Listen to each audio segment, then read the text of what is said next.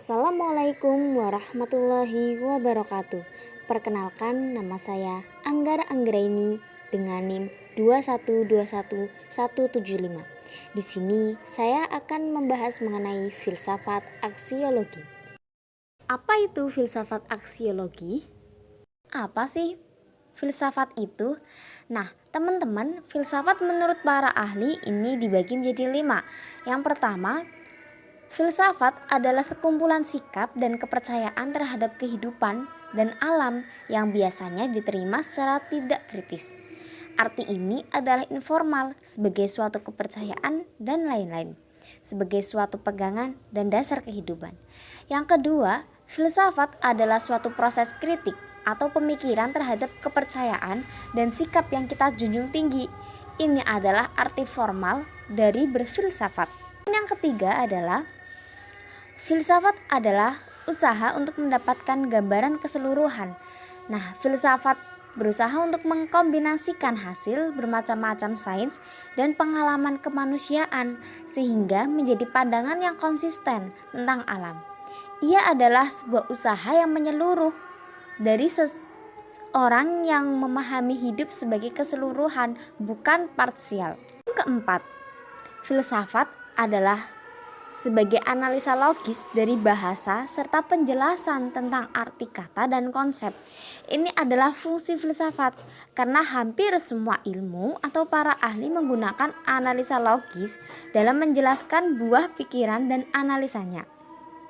Kemudian yang terakhir, filsafat adalah sekumpulan problem-problem yang langsung yang mendapat perhatian dari manusia dan yang dicarikan jawabannya oleh ahli-ahli filsafat. Nah, filsafat mendorong penyelidikannya sampai kepada soal-soal yang paling mendalam dari eksistensi manusia.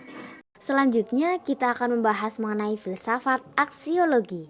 Nah, filsafat berasal dari bahasa Yunani, philos yang artinya cinta dan sophia yang artinya kebijakan, atau filsafat adalah cinta pada kebijakan.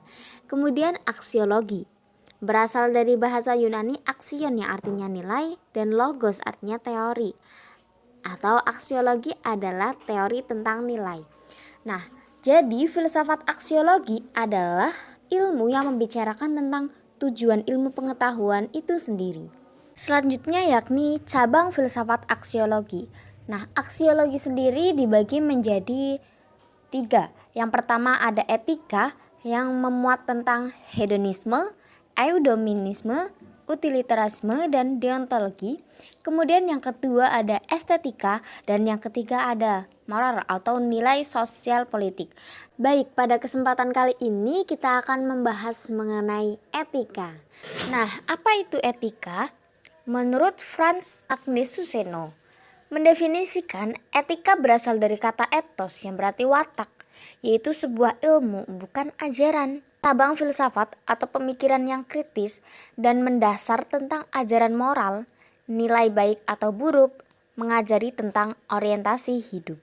Etika merupakan salah satu cabang ilmu filsafat yang membahas moralitas, norma-norma, prinsip-prinsip moral, dan teori-teori moral. Pada intinya, etika itu membahas mengenai perilaku, norma, dan adat istiadat manusia. Selanjutnya ada tujuan etika. Tujuan etika sendiri ini agar manusia mengetahui dan mampu mempertanggungjawabkan apa yang ia lakukan. Selanjutnya ada teori etika sebagai filsafat moral. Yang pertama ada hedonisme. Hedonisme adalah pandangan moral yang menyamakan baik menurut pandangan moral dengan kesenangan.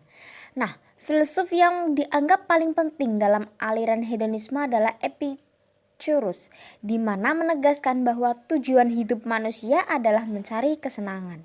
Selanjutnya ada eudemonisme. Eudemonisme menegaskan bahwa setiap kegiatan manusia mengejar tujuan, dan adapun tujuan dari manusia itu sendiri adalah kebahagiaan. Eudemonisme bukanlah sarana untuk mencapai tujuan, melainkan tujuan itu sendiri.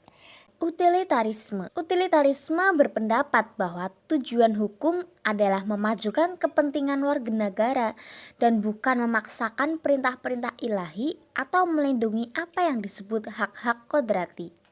Dan yang terakhir ada deontologi. Deontologi adalah pemikiran tentang moral yang diciptakan oleh Immanuel Kant. Menurut Immanuel Kant sendiri, yang bisa disebut baik secara terbatas atau dengan syarat.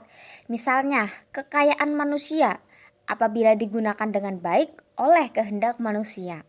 Baik teman-teman, itu adalah sedikit pemaparan mengenai filsafat aksiologi.